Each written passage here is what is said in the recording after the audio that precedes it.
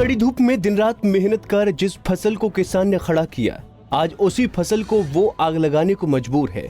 भारी बारिश के बाद पीले मोजेक वायरस से फसलों का जो हाल हुआ उससे किसान बुरी तरह टूट चुका है। खास तौर पर खरीफ की फसलें तो पूरी तरह से चौपट हो गई हैं।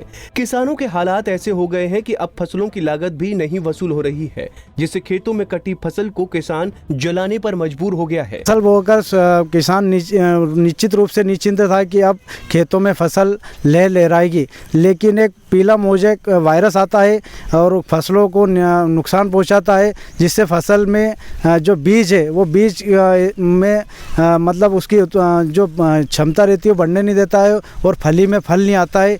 ऐसे में अगर बात करें हम तो देश में एक और कोरोना महामारी चल रही है, तो खरीफ की फसल में मोजेक नाम का पीला वायरस चल रहा है, जिससे किसान अपनी फसल का जो लागत लगाई है वो उत्पादन भी नहीं ले पा रहा है। ऐसे में कई जगह पर किसान अपने खेतों में मवेशी छोड़ रहे हैं या फसलों को जला रहे हैं। किस्मत की मार झेल रहे किसानों का मानना है कि प्रदेश में ना तो भाजपा और ना ही कांग्रेस उनकी सुध लेती है। दोनों सिर्फ सियासत करते हैं और किसानों को उनके सूरत हाल में छोड़ देते हैं। वहीं दूसरी तरफ कोरोना महामारी के चलते भी किसान कम परेशान नहीं हुआ है। प्याज, गेहूं के दाम जो मिलना चाहिए थे वो नहीं मिले, जिससे किसानों को बड़ा नुकसान हुआ। किसान हर तरफ से उम्मीदों की आस छोड़ चुका है, लेकिन अभी भी उन्हें सुसनेर के निर्दलीय विधायक राणा विक्रम सिंह से उम्मीद है कि वो उनकी मदद जरूर करेंगे और उनकी बात मुख्यमंत्री शिवराज तक पहुंचाएंगे।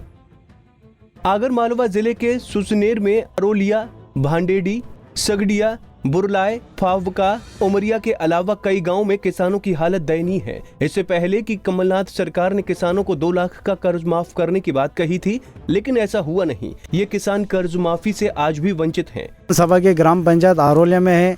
यहाँ पर युवा कांग्रेस के जिला अध्यक्ष निवास करते हैं, जो अगर जिला युवा कांग्रेस है, अब इनसे भी चर्चा करेंगे किसान पे जो विडम्बना आई हुई है, इसके बारे में वह क्या प्रयास कर रहा हूँ, क्या प्रयास इनका अगला रहेगा।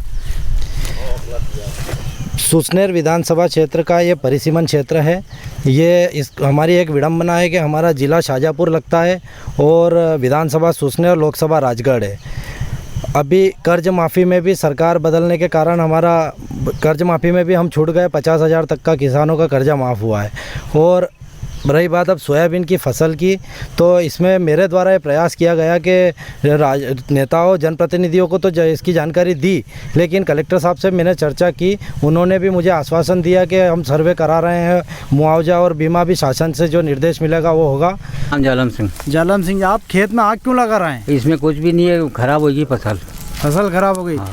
तो फसल खराब होने के बाद आपने आग लगाई कि आप इससे पहले कोई आपको शासन की तरफ से, प्रशासन की तरफ से कोई आपके पास आया था क्या? नहीं आया अभी तक। अच्छा, नहीं आया कोई। आपकी कितनी कर्ज माफी हुई है इस बार? इसमें 50,000 तक का माफ हुआ, हमारा तो कुछ भी नहीं है। अभी 1 लाख तक का भी नहीं हुआ हमारा। अच्छा, 1 लाख भी नहीं हुआ? मतलब 1 लाख आपका कर्ज माफ होना था, 50,000 माफ हुआ है। अच्छा, तो अब आपने जो आग लगा दी, आगे आप क्या करेंगे? अब इसको सफाई करके कुछ बोवांगा इसमें लहसुन। इसके लिए पैसा कहाँ से आएगा आपके पास? अब कहीं भी करना पड़ेगा, तो अपन ने फतीलत कहीं भी कर्ज माफी लेनी पड़ेगा, कोई से उधारा लेना पड़ेगा, अपन ने जमीन बेचना पड़ेगा।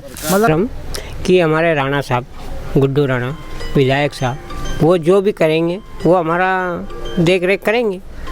उनसे उम्मीद है पे हमारा तो निर्भय। तो आप लोग उनसे मिले या नहीं मिला?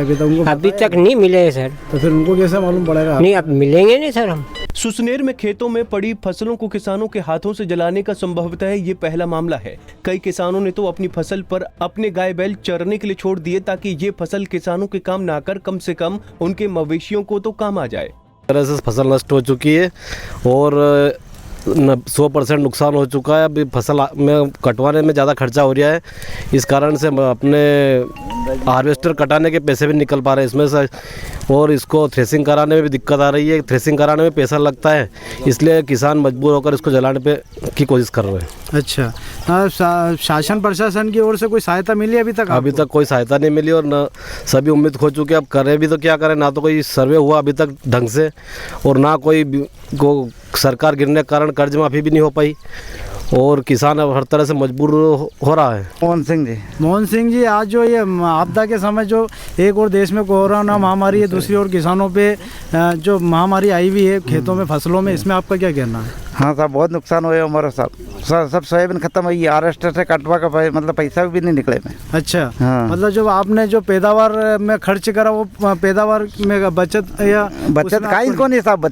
बचत काई की हो गया कटे में, सब तो आग लगाई जा रही है पे किसान और बहुत हताश है और निराश है।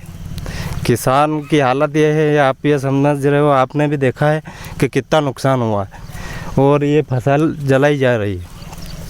बहुत आपदा है, यूँ समझ लो आप कि किसान के पास ये निकालने का पैसा भी नहीं।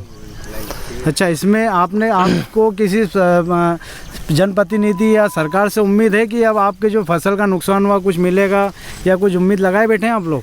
और अगली फसल कैसे बोएंगे? अभी तक तो कोई उम्मीद नहीं है। पिछले साल तो और कमलनाथ जी की सरकार में मुआवजा मिला था, किसानों को कुछ राहत मिली थी, पर आज के हालत में कोई भी निराकरण नहीं हुआ। मतलब पीला मोजे की बीमारी ने सोयाबीन की फसल की कमर तोड़ दी है। इस बीमारी ने सोयाबीन को अंदर से खोखला कर दिया, जिससे इसकी उम्र खत्म हो गई। किसान हैरान हैं, परेशान हैं, लेकिन उसकी ओर देखने वाला कोई नहीं है। अब देखना होगा कि किसानों की फसल के नुकसान की भरपाई किस तरह होगी। सरकार कुछ करेगी या सिर्फ कोरे भाषण देकर किसानों की मदद करेगी? ये कगार पे है, क्योंकि एक और तो कोरोना है, दूसरी ओर मोजक पीला वायरस ने फसलों को काफ़ी नुकसान पहुंचा दिया है। अगर हम बात करें किसानों के लिए दर्द की, तो अब वो किसान आत्महत्या करने पे मजबूर है कि अब हम अगली रबी की फसल किस तरह से पैदावार बोएंगे, वहाँ किस तरह से इस फसल का हम लाभ लेंगे, क्योंकि नुकसान बड़ा है जिसको समझ पाना निश्चित रूप से मुश्किल है। सैयद पंजाब केसरी के लिए सैयद जाफ़र हुसैन, कैमरामैन सुरेश झलाया के साथ।